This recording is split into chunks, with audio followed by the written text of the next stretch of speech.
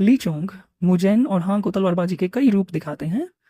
वह जाशिम तलवार कला का परिचय देते हैं, बताते हुए कि ये कोई दिखावटी नाम नहीं बल्कि तलवारबाजी के असली सार के सबसे करीब की तकनीक है। इसके बेहतरीन रूपों में वह लॉन्ग स्प्रिंग वाइन, स्पैरोसबी और ट्वाइन जैसी चालें दिखाते हैं।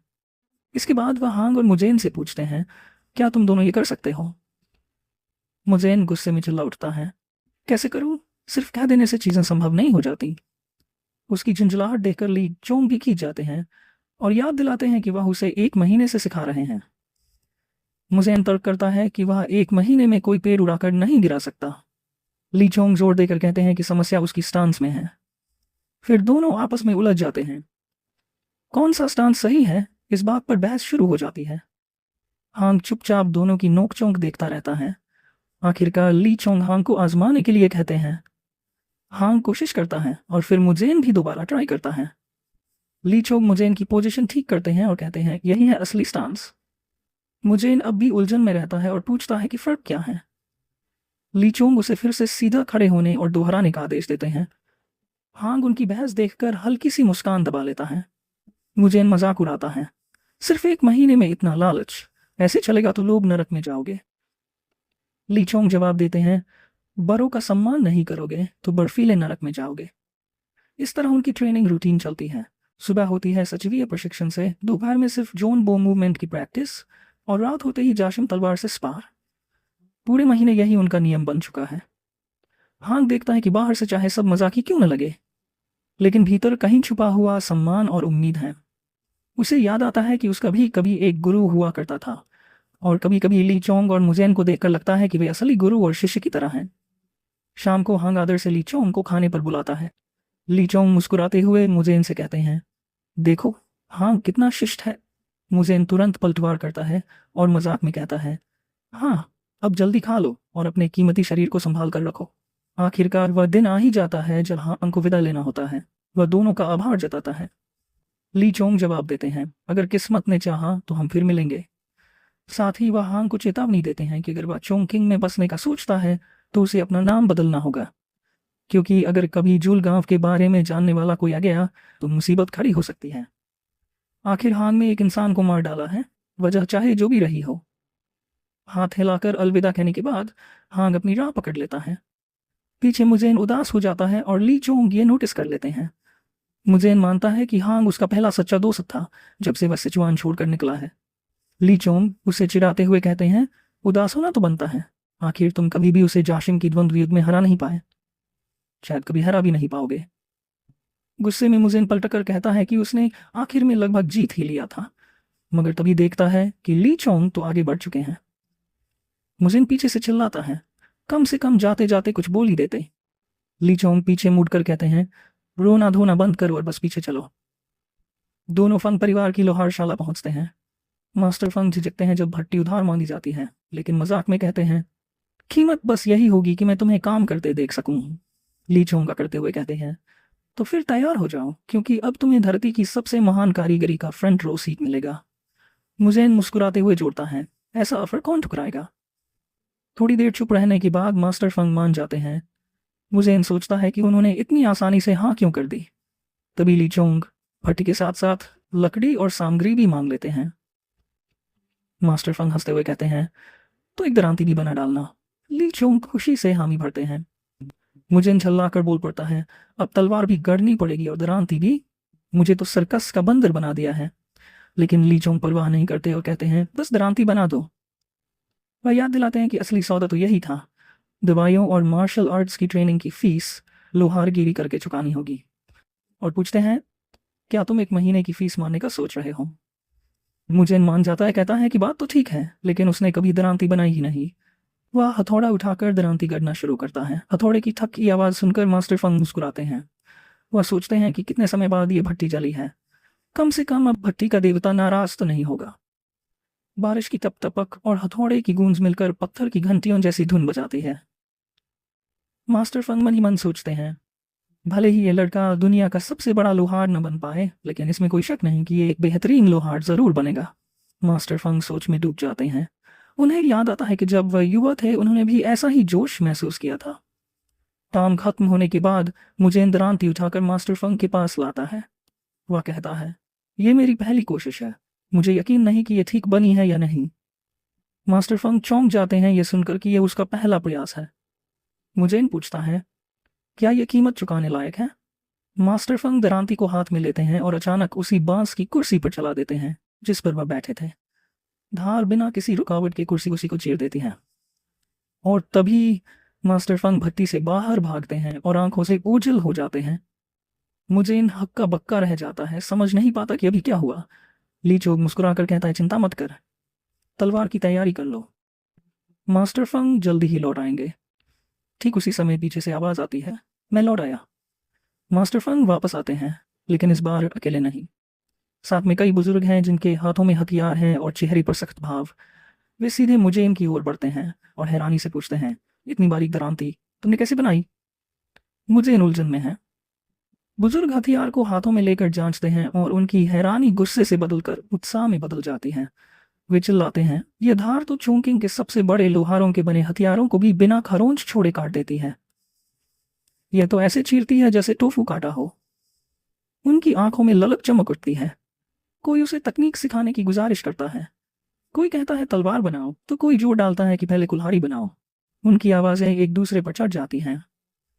तभी ली चोंग बीच में बोलते हैं, दाखिला शुल्क 2 चांदी की तैल। बुजुर्ग रुक जाते हैं और पूछते हैं, सचमुच 2 तैल? ली चोंग आराम से सिर हिलाते हैं और जोड़ते हैं, और अगली बार यह तलवार करेगा। फौरन सभी बुजुर्ग दौड़कर आते हैं और 2-2 तैल निकाल कर थमा देते हैं, सिर्फ इस मौके के लिए कि वे फोर्जिंग की प्रक्रिया अपनी आंखों से देख सकें। अब हांग दिखाई देता है, जो भिखारियों के संघ को ढूंढ रहा है। चलते चलते उसे एहसास होता है कि वह अपने गुरु के ही गृहनगर में पहुंच गया है। जगह की विशालता उसे अभिभूत कर देती है, बिल्कुल वैसे ही जैसे उसके गुरु ने कभी वर्णन किया था। वह सोचता है कि वह सन का खेत कहाँ होगा, जहां गुरु अक्सर जाया करते थे। अचानक उसे भिखारियों के संघ का एक सदस्य दिखता है। उसके दिल में भावनाएं उमड़ पड़ती हैं, आंखों से आंसू बहने लगते हैं। उम्मीद से भरे दिल के साथ वह अपने गुरु के पुराने परिचित को ढूंढने का संकल्प करता है।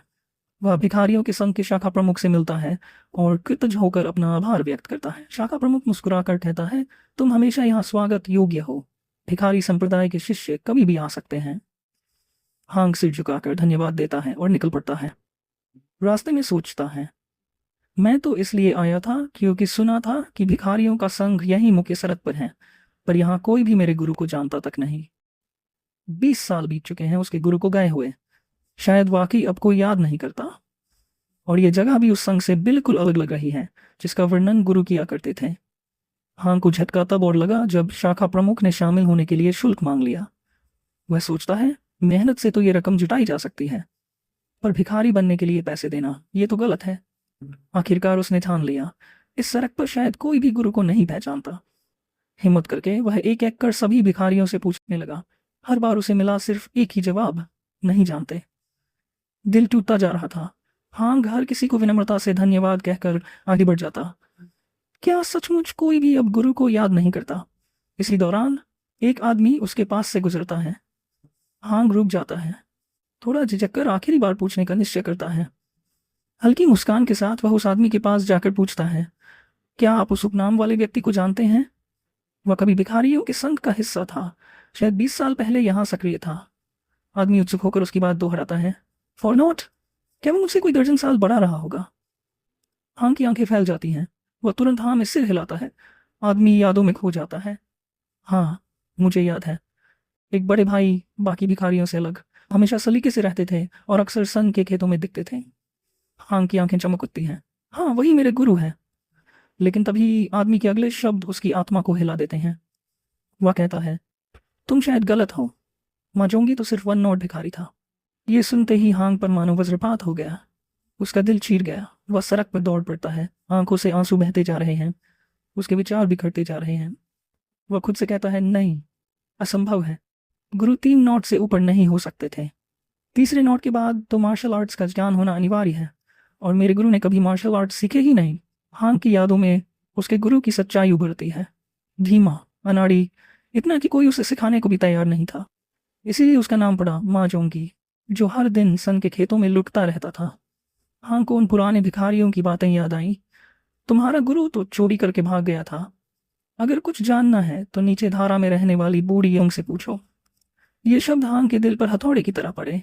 वह भागता रहा, आंसू और तेज बहते गए। समुद्र किनारे पहुंचकर उसने कांपते हाथों से रस्सी पकड़ ली। उसका गला बाहर आया और वह टूटकर चिल्लाया। पहला नोट बस फूंक से लेने पर, दूसरा नोट बुखार से ठीक हो जाने पर, तीसरा नोट सिर्फ 15 साल की उम्र पूरी होने पर। और मैं सोचता रहा कि मेरी मुट्ठी की कला इतनी कमजोर क्यों है, डंडा चलाना इतना बेकार क्यों है। उसके रोने की जगह अब गुस्से ने ले ली। वह गरजते तूफान में चिल्लाया, सब झूठ था, सब कुछ एक भिखारी का झूठ जिस पर मैंने भरोसा किया। उसी पल बिजली आसमान चीरती हुई गुजरी। हांग गुस्से में रस्सी को समुद्र में फेंकने ही वाला था, पर आखिरी पल में खुद को रोक लिया। वह जमीन पर गिर पड़ा, बिखरा हुआ, धीमे स्वर में बुदबुदाया, जिसे मैं रक्षक समझता था वह तो कुछ भी नहीं निकला, और फिर मर भी गया, मुझे सच्चाई पूछने का मौका तक न देकर। धीरे धीरे उसने रस्सी को समुद्र में छोड़ दिया।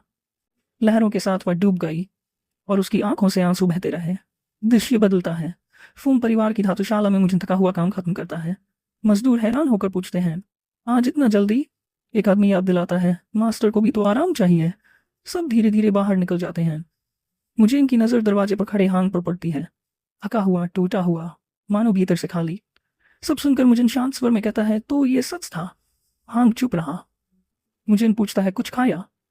हांग धीमे से कहता है, नहीं, लेकिन सुयान नाम के एक बच्चे ने मुझे खाना दिया था। भूख नहीं थी, मगर उसके हाथ से मना नहीं कर पाया। मुझे थोड़ा मुस्कुराकर उसके कंधे पर थपकी देता है, तू तो अब भिखारियों का हिस्सा भी नहीं रहा, और ऊपर से उस छोटे बच्चे का हिस्सा भी खा लिया। वाह हांग, तू तो उसे भी लूटाया। मुझे ने हांग से कहा, चल मेरे साथ। हांग ने पूछा, कहाँ? मुझे ने हंसते हुए जवाब दिया, तेरे ऊपर चढ़ी भिखारी की बदबू धोने। रात गहराई। दोनों एक रौनकदार जगह पर बैठे खा पी रहे थे। मुझे ने प्याला उठाकर खुशी से कहा, आज तो जी भर कर खाएंगे पिएंगे, मरने तक। पास बैठी एक औरत ने ताने में कहा, आजकल के लड़के बड़े शोर मचाते हैं। मुझे खाने में डूब गया। वाह, कितना मज़ेदार है। हांग ने तीखे स्वर में पलटकर कहा, मज़ेदार? तेरे चेहरे से तो उल्टी होने वाली लग रही थी। मुझे ठाका मारकर बोला, अरे मैं देश के 3 महान वैद्यों में से एक हूँ। जुआ खेलकर ये नाम नहीं कमाया है। हांग ने नाक भौं से कोड़ते हुए कहा, लगता है बुजुर्गों की तरह डांट खाने वाला है तू। मुझे बेफिक्र हंसते हुए बोला, अगर खाना छोड़ा तो सीने में घातक हथेली मार दूंगा। अभी तो बस पीते रहे। दोनों हंसते खेलते बहुत सारा खा पी गए। तभी हांग अचानक पूछ बैठा, लेकिन बिल कैसे चुकाएंगे? उसने हिचकते हुए कहा, मैं तो जिंदगी भर भिखारी रहा, कभी कुछ चुकाया ही नहीं। मुझे ने सहजता से कहा, पैसे से? हांग घबरा गया, कितना लगेगा? मेरे पास तो एक सिक्का भी नहीं। मगर असली झटका तो तब लगा जब मुझे ने कहा, मेरे पास भी नहीं है। हांग दहशत में चिल्ला उठा, क्या? यहाँ तो भिखारी संप्रदाय का अड्डा है, अब क्या करेंगे? मुझे गर्व से बोला, मैं महान विचित्र वैद्य ली चौंग देश के 3 महान वैद्यों में से एक। हांग चिल्ला कर बोला, मजाक बंद कर। मगर मुझे हंसता ही रहा। हंसी और ऊंची होती गई। अचानक वह खड़ा हुआ, पास बैठी औरत के पीछे गया और चाकू निकाल लिया। उसकी मुस्कान खतरनाक थी। अब असली भुगतान शुरू होगा। औरत डर से सहम गई, और धमकाने की बजाय मुझे ने चाकू दीवार पर धंसा दिया और एक बड़ा गोला बनाना शुरू कर दिया। हांग चौंक कर चीखा, ये क्या कर रहे हो? पीछे से नशे में धुत आवाजें आईं, वाह, और करो और करो। एक आदमी आगे बढ़ा, उलझन में पूछने लगा, तुम ये कर क्या रहे हो? मुझे इनकी आंखों की आग देखकर वह डर गया और पहरेदार बुलाने लगा। और मुझे वह तो पागलों की तरह दीवार पर वार करता रहा। चाकू चलता गया। हांग स्तब्ध खड़ा देखता रहा। उसके लिए यह सब समझ पाना नामुमकिन था। भीड़ में से एक आदमी गर्ज कर बोला, तुम आखिर हो कौन? नशे में होकर भी इतनी बेहूदगी कर रहे हो? लेकिन मुझे ने कोई जवाब नहीं दिया। वह और भी निपुणता से दीवार पर नक्काशी करने लगा। अचानक उसने प्याला हवा में उछाल दिया। सबकी आंखें फटी की फटी रह गई। वापस आ गिरा प्याला उसने थाम लिया और गटागट पी गया। मुस्कुराकर बोला, यही है मेरा बिल चुकाने का तरीका। घबराकर एक आदमी बोला, हम तो बस इसलिए पूछ रहे थे क्योंकि संगीत रुक गया था। फिर उसने युवती से कहा, जल्दी से बजाना शुरू करो, नायक का मूड बिगाड़ना अशुभ होता है। संगीत फिर से गूंज उठा और हर निगाह मुझे पर टिक गई। धीरे धीरे उसकी चाकू की धार ने दीवार पर एक अद्भुत देवी की छवि उकेर दी। 1000 हाथों वाली करुणा देवी का दिव्य रूप। मुझे ने गर्व से कहा, यही कलाकृति यहाँ के सारे खर्चे चुका देगी। भीड़ अवाक रह गई। सब उसकी कला के कायल हो चुके थे। बुजुर्ग की कही बात उसके कानों में गूंजी, ऐसी प्रतिभा जहां भी जाएगी स्वागत होगा। पास ही हांग एक छोटी बच्ची के साथ पकौड़ियां बांट रहा था। बच्ची ने मासूमियत से धन्यवाद कहा। मुझे ने देखा, हांग के चेहरे पर पहली बार सच्ची मुस्कान थी। रात गहराई और दोनों अपने कमरे में लौट आए। हांग ने पूछा, क्या तुम फिर से जू के पास जाओगे? मुझे ने सिर हिलाया। नहीं, कई दिनों से भाग दौड़ हो रही है, आज आराम करेंगे। हांग ने बस भारी बारिश का जिक्र किया। मुझे हंस पड़ा। बिल्कुल सही। तभी अचानक बाहर से आवाज आई, हांग। दोनों बाहर निकले तो देखा सो सामू घबराया खड़ा था। उसने बताया, सो यान गायब हो गई है। उसने समझाया कि वह हमेशा अपनी जगह बताकर ही निकलती थी। इतनी बारिश में कहीं भटकना नामुमकिन था। उसने शक जताया, जांग सांची के डाकू हो सकते हैं। हांग ने पूछा, क्या तुम्हें यकीन है? सुसामू बोला, काफी समय से बच्चे गायब हो रहे हैं, पहले लगा वो डूब गए होंगे, लेकिन गवाहों ने देखा है कि डाकू बच्चों को उठा ले जाते हैं। फिर अफवाहें फैलने लगीं कि कुछ अपधर्मी योद्धा बच्चों को किसी बुरी साधना के लिए ले जा रहे हैं। अगर सेन को उठा ले गए हैं तो शायद वह पहले ही। सुसामू की आवाज टूट गई। हान ने उसका कंधा थामते हुए आश्वासन दिया, चिंता मत करो, मैं देखूंगा, बस थोड़ा इंतजार करो। सुसामू की आंखों में कृतज्ञता छलक आई। बाद में शाखा नेता ने हांग से बात की। उसने कहा कि वह इसकी रिपोर्ट करेगा, लेकिन ज्यादा उम्मीद न रखने की चेतावनी भी दी। हांग भड़क उठा, क्यों नहीं? भिखारियों का संप्रदाय होकर भी अगर बच्चों की मदद नहीं करेगा तो फिर किस काम का संप्रदाय है? शाखा नेता ने माना कि मदद करनी चाहिए, लेकिन बिना सबूत के डाकुओं से टकराने का जोखिम नहीं लिया जा सकता, खासकर जब इस समय मानसून अपने चरम पर था। उसने समझाया कि हर साल बरसात के मौसम में संप्रदाय को तैयार रहना पड़ता है। इस साल हालात और भी बुरे थे। अगर बारिश जारी रही तो यांगी नदी में बाढ़ आ जाएगी, घर तबाह होंगे, जाने जाएंगी। इसी वजह से हर सदस्य के तटबंध बनाने में लगा था। किसी के पास जांच पड़ताल का समय नहीं था। फिर भी उसने वादा किया कि वह ऊपरी अधिकारियों को इसकी सूचना देगा। थोड़ी देर बाद सोसामू ने हांग से नाराजगी जताई। उसे संप्रदाय के वादों पर भरोसा नहीं था। उसने कहा कि वे बाहरी लोगों को जानवरों की तरह समझते हैं, सिर्फ अमीरों के घर बचाने के लिए तटबंध बनाते हैं, लेकिन आम लोगों के रास्ते रोक देते हैं।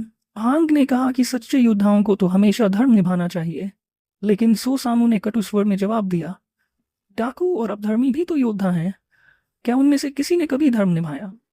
उसने याद दिलाया कि पूरे 10 सालों में भिखारी संप्रदाय ने कभी डाकुओं से टक्कर नहीं ली।